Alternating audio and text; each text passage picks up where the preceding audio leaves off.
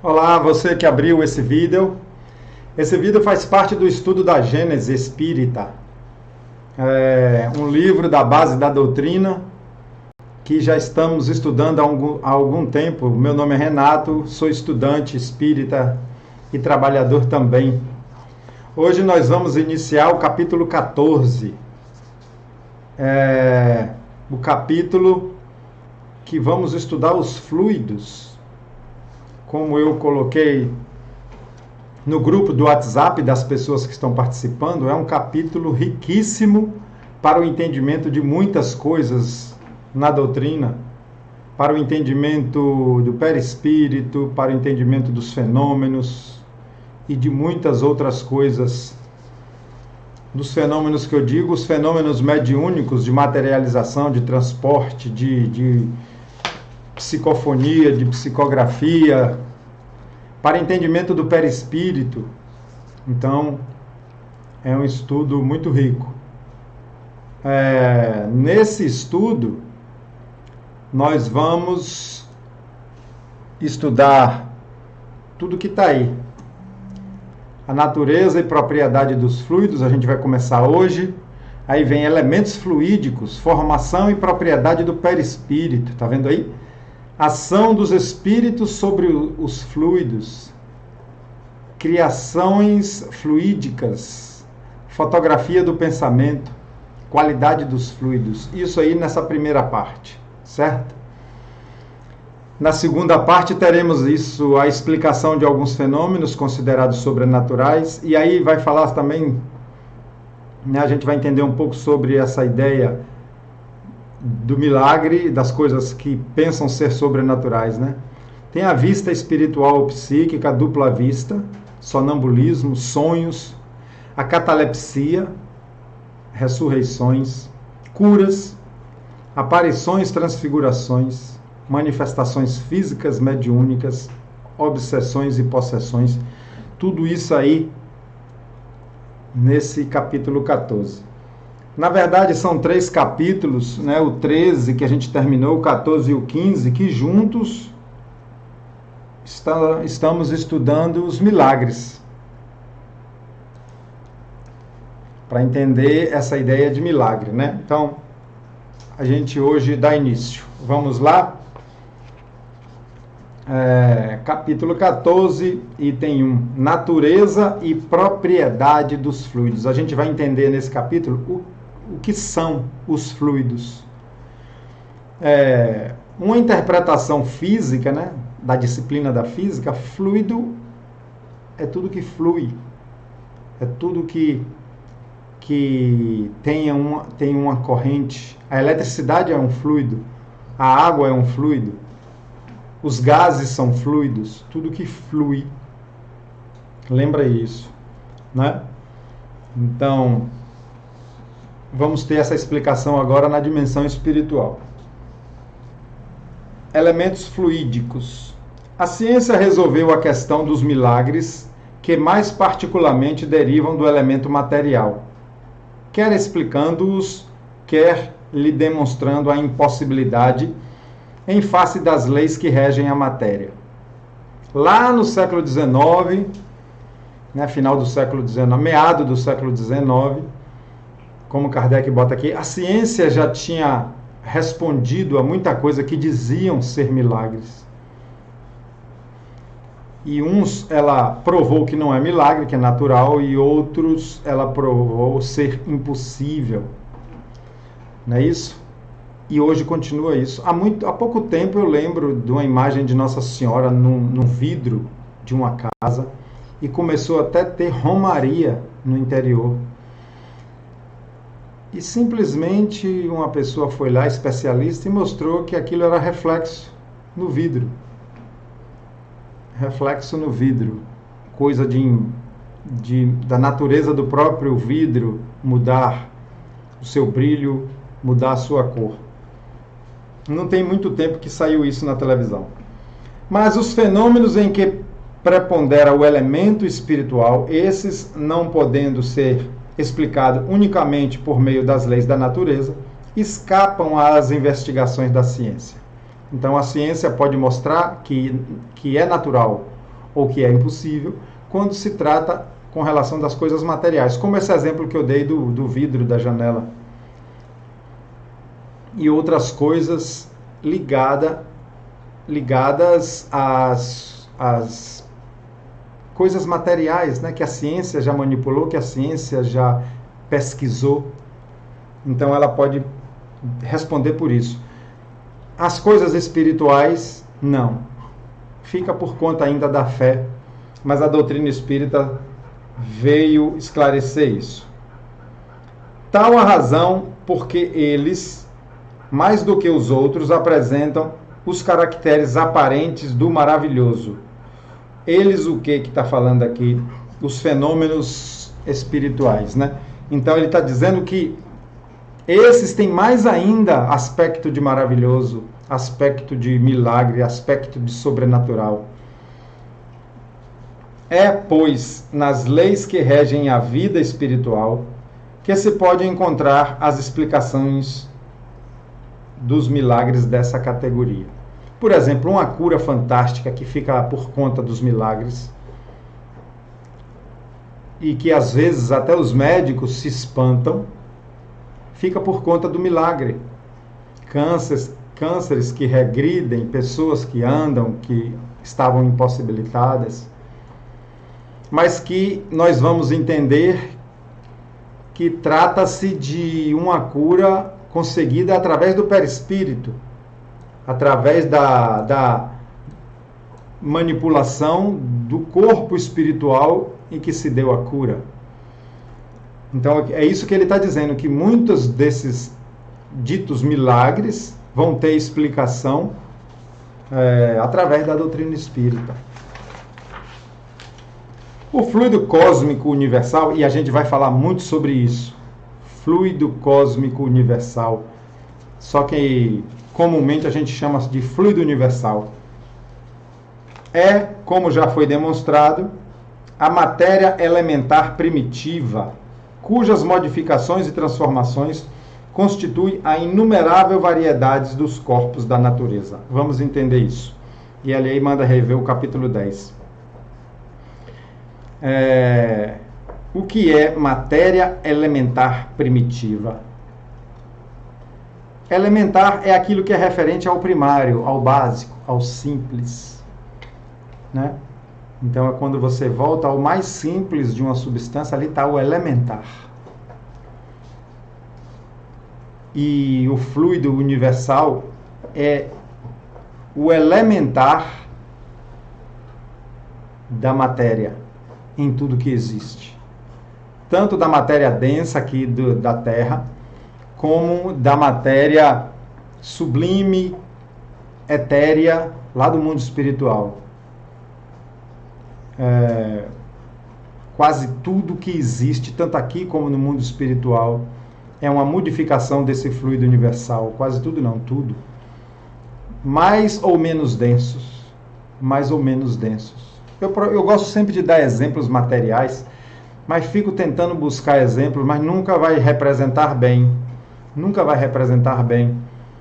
Por exemplo, você olhar todas as construções, todos os prédios, todas as casas e saber que a matéria elementar ali é o cimento. Um exemplo fraco, mas é um exemplo, né? Se você pegar um brinquedo de Lego, onde a criança faz um carrinho, faz uma casa, faz um prédio, faz coisas grandes, e você dizer que o elementar ali é uma peça de Lego, né? É você descer ao a menor possibilidade de uma matéria. Então, de tudo que existe no universo e que a nossa ciência material ainda não chegou, tudo que existe de elementar é o fluido universal, é o mais elementar da matéria. Aqui, no mundo dos encarnados, não existe nada com a pureza do fluido universal. Se você desmanchar uma molécula, chega no átomo, desmanchar um átomo, chegar nas suas partículas, no seu próton, no seu nêutron, nos seus elétrons, desmanchar essas partículas e chegar nas menores, desmanchar as menores e chegar na menor ainda, eu não sei hoje até onde a ciência já chegou, mas se você conseguir chegar no última partícula, seria o fluido universal, e a nossa ciência está muito longe disso. Como princípio elementar do universo, ele assume dois estados distintos. O de eterização ou imponderabilidade, que se pode considerar o primitivo estado normal, e o de materialização ou ponderabilidade, que é, de certa maneira, consecutiva àquele. Vamos explicar isso um pouco. Eterização é o que eu acabei de falar. Nesse contexto aqui, significa o que está no éter, o que está no espaço vazio, no firmamento, né? É o que as religiões hindus falam muito, jogar no éter. É jogar nesse fluido universal. Isso seria uma eterização. Quando eu era pequeno, a gente conseguia comprar vidros de éter na farmácia. Era usado para aliviar a dor. Mas um vidro de éter, se você deixar ele aberto, alguns minutos ele vaporiza todo, de tão fino, de tão volátil que é. Então eu acho que tem ligação com essa palavra éter. E imponderabilidade é aquilo que é impossível se medir, que não se dá dimensão, não se dá nem comprimento, nem peso, nem temperatura, nem nada, não se mede. Então, eterização ou imponderabilidade, né? E que se pode considerar o primitivo estado normal, e o de materialização ou ponderabilidade, é o inverso. Materialização é quando ele sai do éter, fica mais denso e se torna a matéria conhecida pela gente. E ponderabilidade é que ele passa a ser possível medir.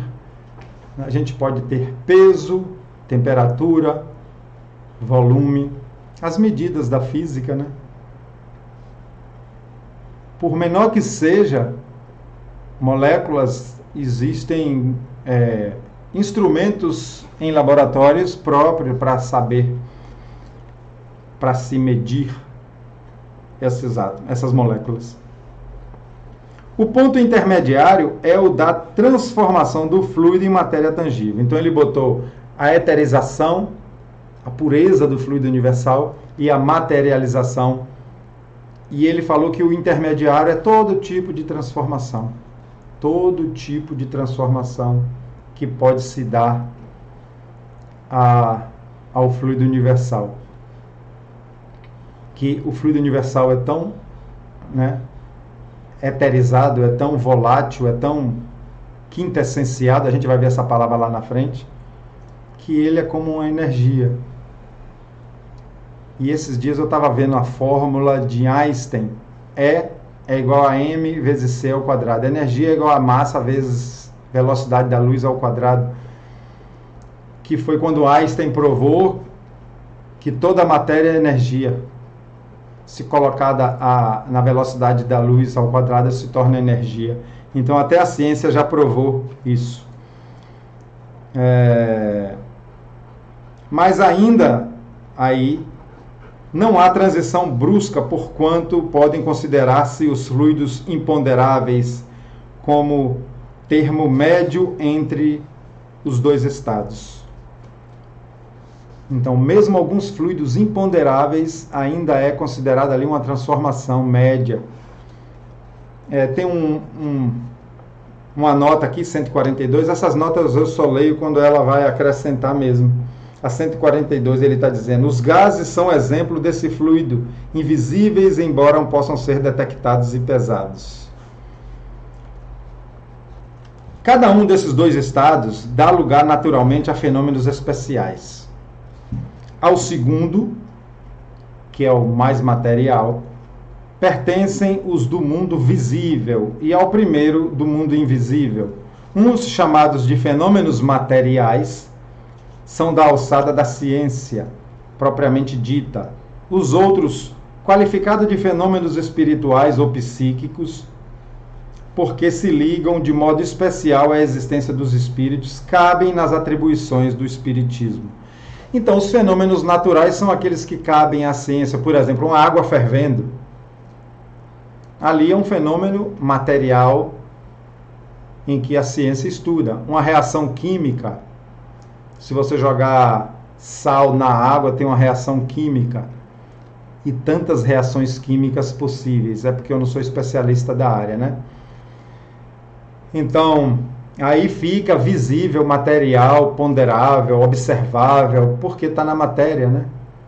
Quando você joga um sonrisal na água e vê fervendo, uma vitamina C daquela, ali uma reação química que está tendo entre as substâncias do sonrisal, do Cebion, com a água. Está tendo uma interação entre as moléculas ali, é uma reação química. Então é um fenômeno material. E ele está dizendo que os fenômenos imateriais já são da alçada da doutrina espírita. Como, porém, a vida espiritual e a vida corporal se acham incessantemente em contato, os fenômenos das duas categorias muitas vezes se produzem simultaneamente. Produzem juntos, está vendo? No estado de encarnação, o homem somente pode perceber os fenômenos psíquicos que se prendem à vida corpórea, que eu falei que percebe, a água fervendo, o sonrisal e tantas outras coisas. Os do domínio espiritual escapam aos sentidos materiais e só podem ser percebidos no estado de espírito. Então, olha só, o espírito desencarnado, a depender da sua condição, a depender da sua evolução, ele percebe facilmente os fenômenos fluídicos e materiais que acontecem para nós no invisível. No estado de eterização, o fluido cósmico não é uniforme. Vamos observar isso. No estado de eterização, quer dizer, invisível para nós, o fluido cósmico não é uniforme. Sem deixar de ser etéreo, sofre modificações tão variadas em gênero e mais numerosas, talvez, do que no estado da matéria tangível.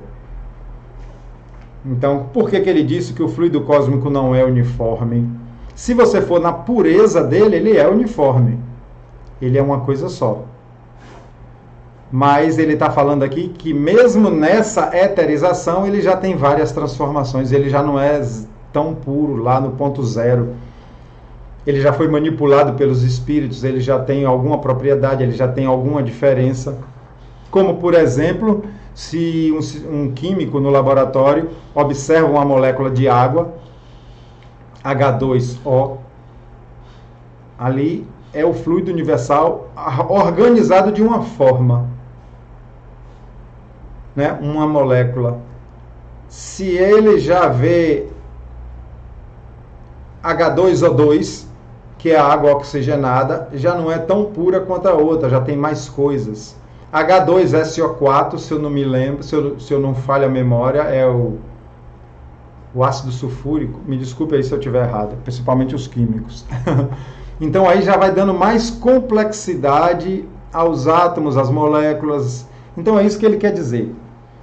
Que o fluido universal, quando ele começa a ser manipulado e se transforma em outras coisas, mesmo ainda para os espíritos, ele já não é puro, já não é no grau zero. Essas modificações constituem fluidos distintos que, embora procedentes do mesmo princípio, o fluido universal, são dotados de propriedades especiais e dão lugar aos fenômenos peculiares ao mundo invisível. Ele está dizendo fenômenos do mundo invisível. Dentro da relatividade de tudo, os fluidos têm para os espíritos, que também são fluídicos, os espíritos fluídicos, uma aparência tão material quanto dos objetos tangíveis para os encarnados, e são, para eles, os espíritos, o que são para nós as substâncias do mundo terrestre. Eu fiz até um cartazinho para explicar isso legal, para a gente ver. Os fluidos etéreos, eles estão para os espíritos, assim como os objetos tangíveis estão para nós encarnados. Então, os fluidos, que também são modificáveis, né? Lá vai ter os mais densos, os menos densos, todos ainda invisíveis para nós. Os espíritos veem, manipulam, constroem, utilizam, assim como a gente faz aqui, com os objetos tangíveis, com a água, com o cimento, com o trigo, com tudo que é tangível, a gente modifica com a madeira, faz móveis, né? Com a areia, com o arenoso, com tudo, com as pedras, com os minerais, com tudo. Nós manipulamos, nós industrializamos, nós modificamos os gases também, né? A gente utiliza os gases. Assim são os espíritos com os fluidos, que é a matéria deles. Por isso que muita gente estranha no filme Nosso Lar, quando mostra construções lá, né? Mostram obras e construções lá, falam, nossa, que coisa de ficção científica, os espíritas estão inventando que lá tem ônibus, que tem prédios, que se dá sopa para os espíritos desencarnados, é utilizando essa matéria. Entendeu? Então, os fluidos é o que eu mostrei ali, é uma relação. Os espíritos os elaboram, e combinam para produzirem determinados efeitos. Aqui ele está falando dos efeitos. Como fazem os homens com seus materiais, ainda que por processos diferentes. Aí eu botei uns exemplos aqui, de lápis: café, cimento, gasolina, remédios, etc. O homem pega o petróleo, manipula, aí tira a gasolina, tira a querosene de aviação, tira os gases, né, tira o gás butano, tira tanta coisa. Porque pegou a matéria e manipulou e usou a seu favor. A gente pega a água, mistura com a semente moída, que chama café, e faz um líquido. Manipulou a matéria densa, faz os remédios. Assim eles manipulam lá. Lá, porém, como neste mundo, somente aos espíritos mais esclarecidos é dado compreender o papel que desempenham os elementos constitutivos do mundo onde eles acham. Os espíritos mais esclarecidos é que vai ter o conhecimento mais aprofundado desses elementos.